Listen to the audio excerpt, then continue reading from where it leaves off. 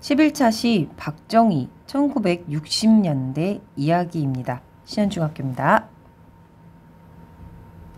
준비합니다. 공책 프린트 준비하시는데요. 기말 14라고 적혀있는 이 프린트 오늘 빈칸을 채워보도록 하겠습니다. 필기도구도 준비되셨나요? 그러면 오늘 박정희 시기에 대해서 한번 살펴보겠습니다. 먼저 지난 시간에 배운 내용 복습 한번 해볼게요. 이승만 정부에 대해서 배웠었죠. 1948년 1대 대선, 헌법을 만들고 일어났던 대선에서 이승만이 4년 중임만 가능한 간선제라는 헌법 하에서 국회의원들에 의해서 대통령에 당선됩니다. 전쟁 중에 발췌 개헌을 한 이승만은 간선제로는 자신이 당선되기 힘들 거라 생각해서 간선제를 직선제로 바꾸는 발췌 개헌을 통해서 두 번째 대통령에 바로 당선되게 되죠. 전쟁 중이었습니다. 그리고 이제 중임만 가능한 이 제안에 걸린 이승만은 1954년에 중임 제안을 철폐하는 4.4 개헌을 통해서 다음 대선을 준비하게 되고요. 1956년 세 번째 대선에서 당선되게 됩니다. 1960년 네 번째 대선에도 이승만은 나오게 되는데요. 나이가 너무 많은 상황이었습니다. 그래서 언제 죽을지 모르기 때문에 부통령의 자신 쪽 사람을 당선시키기 위해서 대대적인 부정선거를 저지르게 되죠. 그것이 바로 3.15 부정선거였습니다. 이 부정선거 등으로 인하여 1960년 4.19 혁명이 일어나게 되고 이승만 정권은 끝이 나게 됩니다. 이승만 정부 이후에 4.19 혁명 이후에요. 과도 정부가 수립돼서 헌법을 다시 바꾸게 됩니다. 이때 바꿨던 헌법은 내각 책임제였고요. 내각 책임제 하에서 장면 총리가 내각을 담당하는 장면 내각 상태가 되게 됩니다. 장면이 내각을 담당하고 있었던 이 시기에는 사실 여러분 한번 생각해 보세요.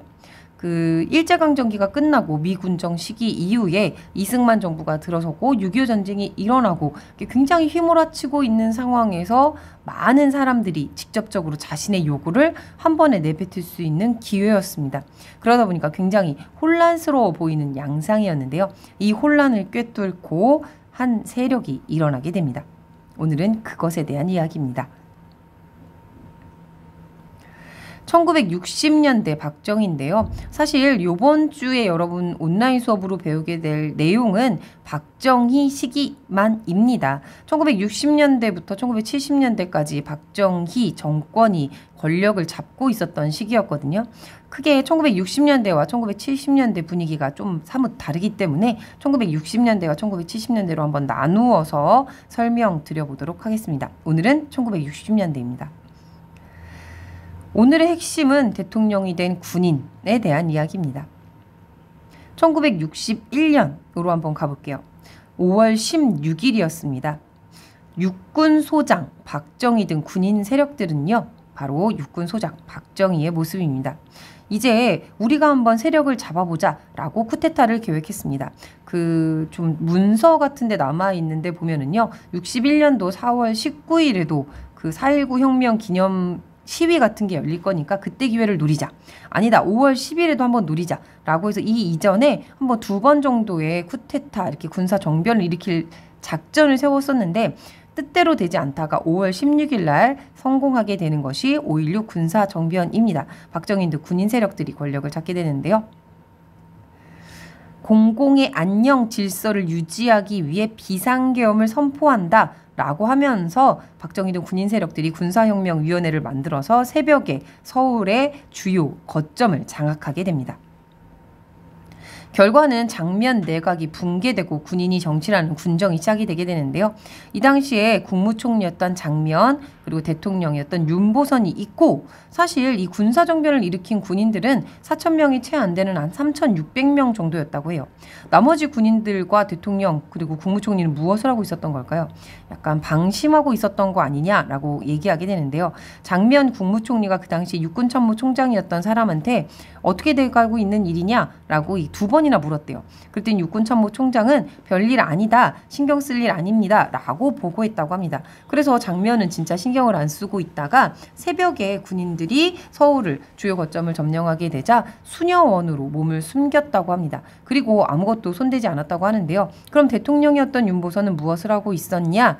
내 이럴 줄 알았다 라고 하면서 뒷짐지고 있었다고 합니다. 이 당시에 우리나라에 큰 입김을 작용하고 있었던 미 정부는 어떻게 하고 있었냐? 그냥 일단은 지켜보고 있었다고 합니다. 이런 상황에서 이렇게 군사 정변을 일으킨 군사 세력한테는 행운이었을 것 같은데요. 크게 어렵지 않게 권력을 장악하게 되는 것이 5.16 군사정변입니다. 이들은 군사혁명위원회를 며칠 만에 없애고요. 국가재건 최고회의라고 하는 기구를 만들어서요. 헌법을 초월해서 기존에 있었던 헌법을 정지시키고 본인들이 국가를 안정시키겠다라고 하면서 나섰습니다. 이들이 내세웠던 공약 한번 살펴볼게요.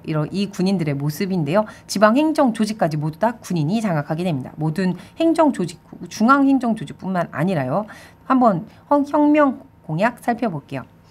반공, 공산주의에 반대하는 것을 제1회 국시로 삼고 지금까지의 형식적인 구호만 그친 반공태세를 재정비 강화한다.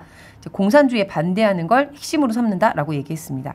유엔 헌장을 준수하고 국제협력을 충실히 이행할 것이며 미국을 위시한 자유우방과의 우대를 더욱 공고히 한다. 이 말은 냉전이 심화되고 있는 상황에서 반공, 공산주의에 반대하는 국가가 될 것이다 라고 얘기하는 것이죠. 그리고 모든 부패와 구악을 일소하고 나라를 바로잡겠다라고 이야기하고요. 너무 가난한 국가의 문제를 시급히 해결하겠다. 그리고 통일을 위해서 공산주의에 대결할 것이다 라고 혁명 공약을 내걸었습니다. 크게 6가지인데 이 중에 5가지를 살펴봤는데요.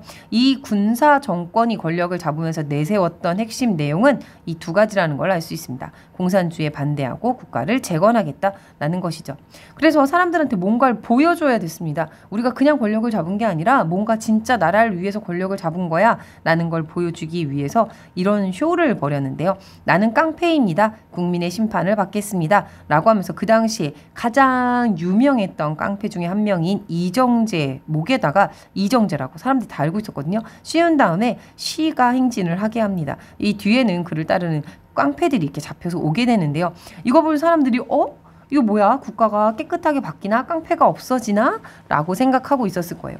이것뿐만 아니라 무슨 재건복 같은 걸 만들고 국가 재건을 위해서 노력하겠다라고 하면서 뭔가 으쌰으쌰하는 분위기를 막 만들기 시작을 합니다. 그러면서 이렇게 얘기했어요.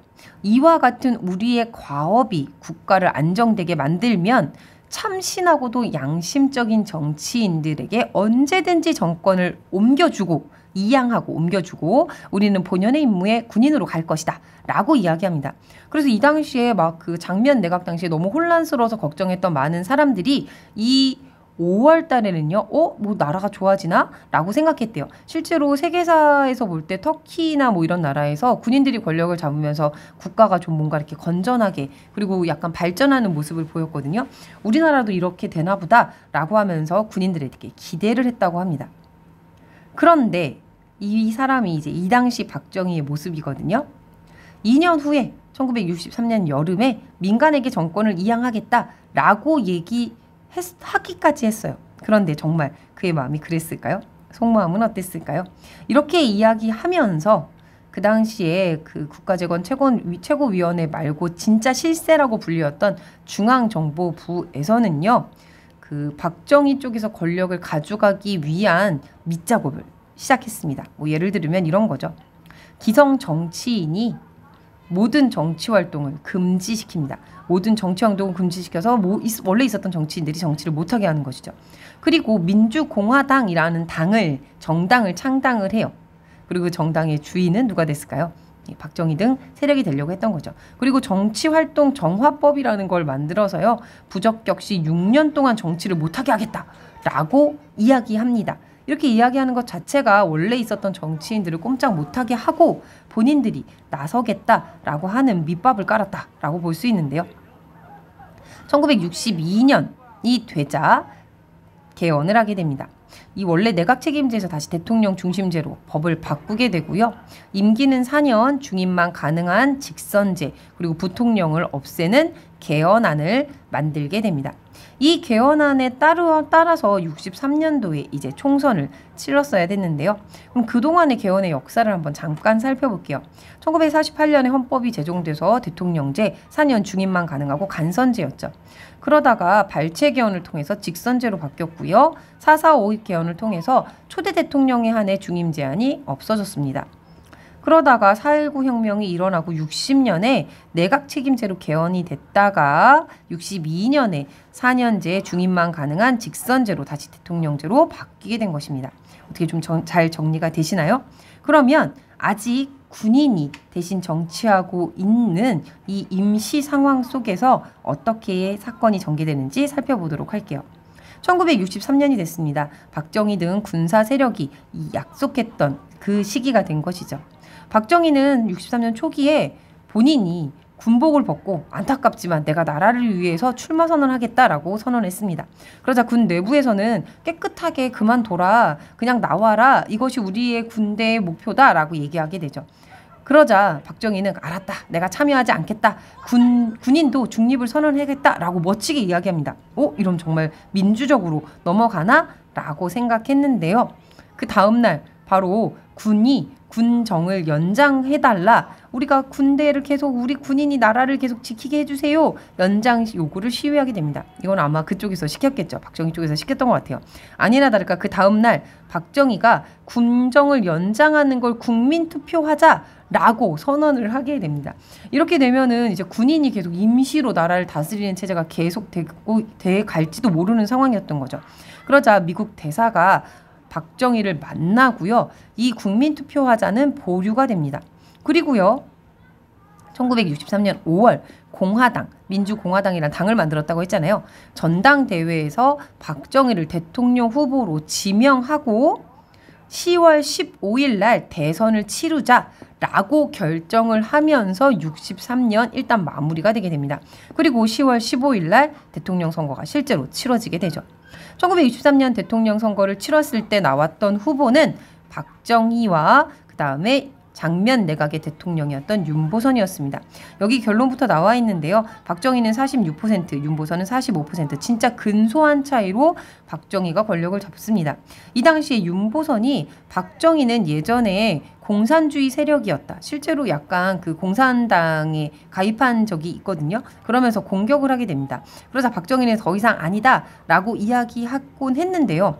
이 당시에 오히려 윤보선이 박정희가 공산주의 세력이다 라고 이야기한 것 덕분에 이 지역에서 약간 그러면 뭔가 약간 중도적 성향을 가지지 않았을까? 오히려 공산주의 세력이니까 지금 이렇게 공산주의 반공에 대해 저항하는 제대로 된 빨치산 사건이나 아니면 6.25 전쟁에 대해서 제대로 하지 않을까라는 기대심이었는지 오히려 이 전라도 지역뿐만 아니라 요 밑에 지역에서 공화당을 지지하는 세력이 많이 나와서 박정희가 근소한 차이로 대통령에 당선되게 됩니다. 대통령에 당선된 박정희 정부의 정책을 한번 살펴보면요. 세 가지 살펴볼 텐데 가장 먼저 한일협정을 체결합니다. 그 박정희 정부가 이제 뭔가 개혁을 하고 뭔가 나라를 발전시키겠다고 얘기했잖아요.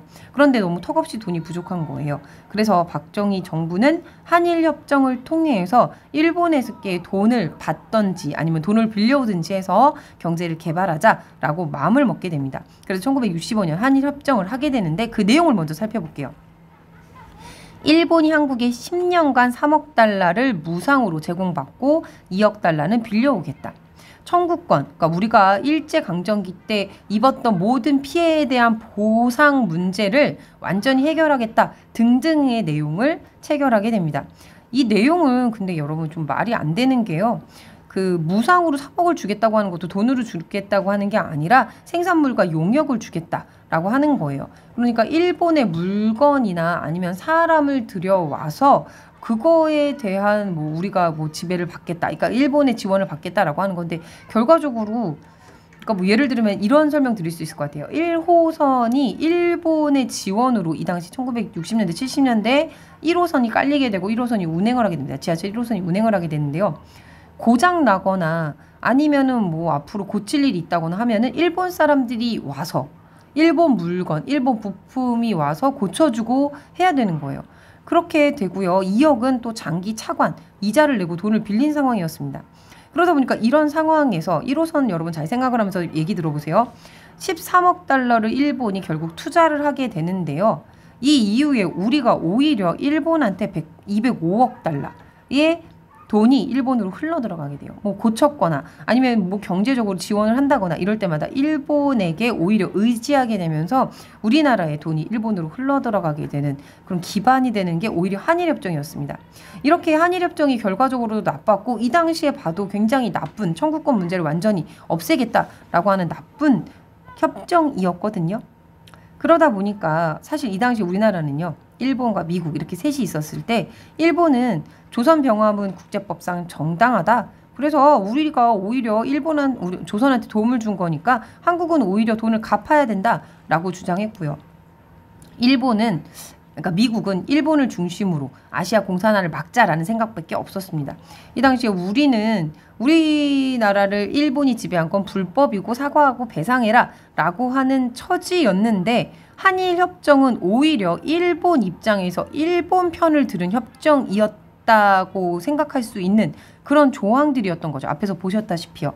그래서 사실 요때만 한일협정을 한 게 아니고요. 이승만 시기에도 이렇게 여러 번 한일협정을 하려고 했고요. 장면 내각 시기에도 한일협정을 하려고 했었어요. 그랬다가 박정희 시기에 이렇게 약간 우리한테 불합리한 조약을 맺으면서 일본과 한일협정을 하게 된 것이죠. 그 과정에서 김종필이라고 하는 중앙정보부 부장이랑 오히라라고 하는 일본의 그 외상이 있어요. 이 사람이랑 둘이 이렇게 협약을 맺는 기밀 문서가 하나 쪽지가 나오게 되면서 사람들이 더더욱 반대했었는데요. 한자로 써 있어서 안 보이겠지만 뭐 무상으로 한국이 얼마 주고 일본이 얼마 주고 뭐 이런 내용들이 쭉 적혀 있는데 이게 먼저 밝혀지게 되면서 사람들이 이 한일협정에 대해서 대대적으로 저항을 하게 돼요. 우리는 절대 반대한다. 이거는 을사늑약이랑 다를 바가 없다라고 얘기하면서 반대하고요. 그리고 우리는 이 굴욕을 제1굴욕을 결사 반대한다. 이 이완용이다라고 반대하기도 하고. 그리고 절대 반대한다라고 하면서 모든 사람들이 대대적으로 저항했습니다. 그런데 이 반대 시위에 비상계엄을 선포하고요. 1965년 결과적으로 앞에서 보셨던 무상 3억, 유상 2억에 대한 한일협정, 청구권을 모두 포기한다는 한일협정을 결국 발표하게 되죠. 전국적으로는 대대적인 시위가 일어나게 되자 박정희 정권은요. 군대를 동원하고 대학 휴교령을 내리면서 그냥 한일협정을 쭉 진행하게 되었습니다. 박정희 정부의 정책 두 번째 한번 살펴볼게요. 베트남 파병하게 됩니다. 이 당시에 베트남이 이렇게 길게 생겼거든요. 이렇게 나뉘면요. 북쪽은 공산주의였고요. 남쪽은 독재 정권이었는데 미국이 지원하는 정부였습니다. 그래서 이렇게 정쟁이 일어나게 되자 미국은 여기에 많은 군인들을 보내서 이 베트남이 공산화되는 것을 막고 싶어 했어요. 그래서 우리에게도 파병해 달라고 미국이 이야기합니다. 그래서 비전투병을 중심으로 파병했다가 1965년부터 전투병을 파병하게 되는데요. 거의 10년 가까운 전쟁 동안 5천여 명이 전사했지만 10억 달러의 외화를 획득하게 됩니다. 그러니까 이 당시에 많은 문제점들이 있었지만 결과적으로 우리는 이 전쟁을 통해서 많은 외화를 통해서 경제 발달에 쓰였다라고 기본 지식으로 알고 계시면 되고요. 고엽제라고 이렇게 이 당시에 베트남은 굉장히 정글 지역에서 미군들이 싸우기 힘들었거든요. 그래서 고엽제라고 하는 그 풀이 죽는 약이 있어요. 이걸 막 헬기로 뿌려서 그 풀을 다 죽였는데 아무 생각 없이 맞았던 많은 우리나라 군인들이 나중에 고엽제 피해를 입게 되고요. 많은 민간인들도 이 당시에 죽게 되는 그런 여러 가지 안타까운 일들이 많이 있었습니다.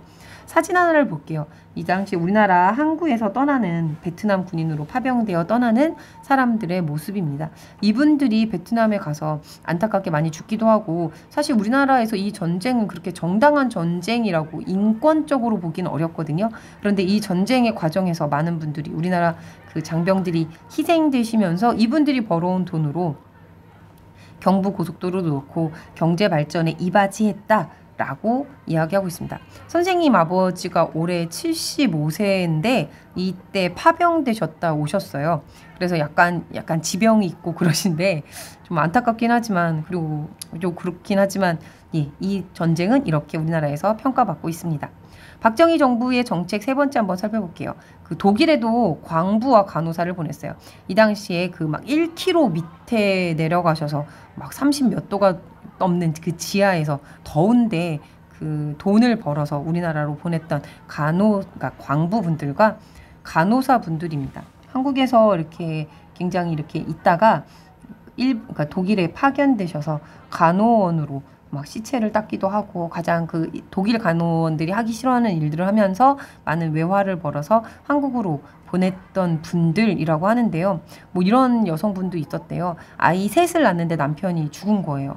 자기가 돈을 벌어야 되는 거죠. 근데 한국 안에서는 애 셋을 키울 만큼 여자가 돈을 벌 만한 직업이 없는 거예요. 그래서 애 셋을 친척들한테 맡기고 돈 벌러 독일 갔다 오신 분들도 있었다고 합니다. 이렇게 한일협정, 베트남 파병, 파독 등을 통해서 외화벌이를 해서 경제 발전에 바탕을 두면서 1960년대부터 경공업을 중심으로 박정희가 그 경제 정책을 마구 발전시키기 시작을 하게 됐습니다. 그러다가 4년이 지나고 67년 대선을 하게 되었죠. 이 당시에도 민주공화당의 박정희, 신민당의 윤보선 또 나왔습니다. 이 당시에는 사람들이 그 윤보선에 대한 그 답답함, 실망 때문에, 그리고 그 당시에 뭔가 이뤄가고 있나 보다라는 생각 때문에 박정희를 뽑게 되고요. 이전보다 훨씬 더 압도적으로 박정희가 당선되게 됩니다. 전체적인 지형을 보게 되면요, 약간 이렇게 동서로 나뉘게 되는데요. 동쪽에서는 박정희를 많이 뽑았고 서쪽에서는 윤보선을 많이 뽑는 표가 나오면서 약간 이때부터 동서 갈등이 시작되는 모습을 보이면서 아무튼 두 번째 대통령에도 박정희가 당선되게 되었습니다. 그러면 그 두 번의 대통령을 한 박정희, 다음 대선에서는 나올 수가 없겠죠. 한번 정리해 볼게요. 1961년 5.16 군사정권 국가재건 최고회의에서 의장직을 맡았습니다. 62년에 개헌을 통했는데 이 개헌에 의하면 임기 4년 중임 가능 직선제로 방법 대통령을 뽑았었죠. 그래서 63년과 67년 대선에 나와서 본인이 대통령에 당선됐습니다. 다음 대선은 71년입니다. 이 대선에는 중임만 가능하기 때문에 박정희 대통령은 나올 수 없어요. 그런데 박정희 대통령은 나오고 싶습니다. 그래서 2년 전인 69년 어떻게 했을까요? 예, 헌법을 개헌합니다.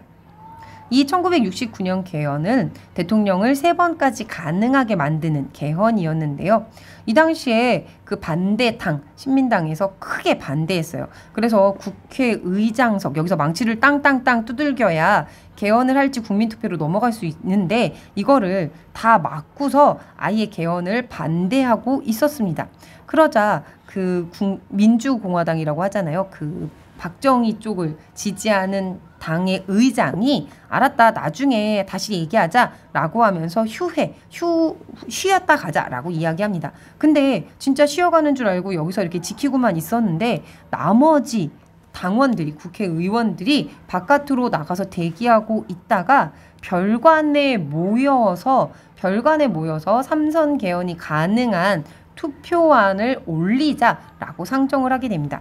여기 자세히 보시면요, 주전자 뚜껑을 들고 있는데요. 그 당시에 의장 망치가 없어서 옆에 있었던 주전자 뚜껑으로 꽝꽝꽝 치고 대통령을 3번까지 가능하는 삼선 개헌이 가능한 국민투표를 붙이자라고 통과됐다고 합니다. 이 당시 이날의 사진인데요. 이 주전자 뚜껑으로 꽝꽝꽝 하고 이 별관을 빠져나오고 있는 국회의원들의 모습입니다. 이 개헌을 삼선 개헌이라고 하게 되는데요. 이렇게 날치기로 통과된 삼선 개헌은 국민투표를 통해서 삼선 개헌 가능한 개헌안이 통과가 되게 됩니다. 그러면 1971년 대선 제7대 대통령 선거가 이루어지게 되는데요. 그 대통령 선거에서는 누가 당선이 되었을까요? 오늘 여기까지 한번 배워볼 텐데 오늘 배운 내용 한번 정리해 보도록 할게요. 박정희 정부가 1961년 5.16 군사정변으로 권력을 잡게 됩니다. 이 당시까지는 대통령이 아니었고요. 국가재건 최고회의의 의장이었어요.